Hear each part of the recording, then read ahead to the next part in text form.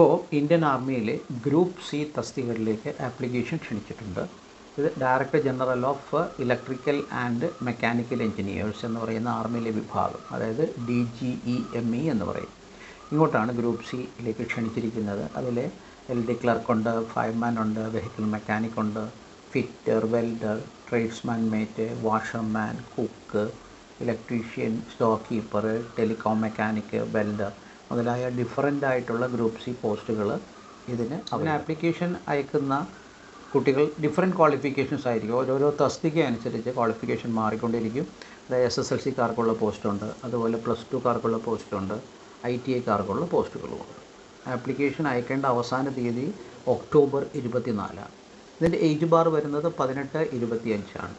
Defence മിനിസ്ട്രിയിലെ മറ്റ് പോസ്റ്റുകളെ അപേക്ഷിച്ച് ഈ പോസ്റ്റിന് റിസർവേഷൻ ലഭിക്കും. അതായത് OBC-ക്ക് 3 വർഷ ഇളവ്, പട്ടികജാതിക്ക് SC/ST വിഭാഗത്തിന് 5 വർഷത്തിളവ്, അങ്ങനെ ക്രമാനുഗതമായ എല്ലാവിധ ഇളവുകളും ഉയർന്ന പ്രായപരിധിയിൽ ലഭിക്കുന്നതാണ്.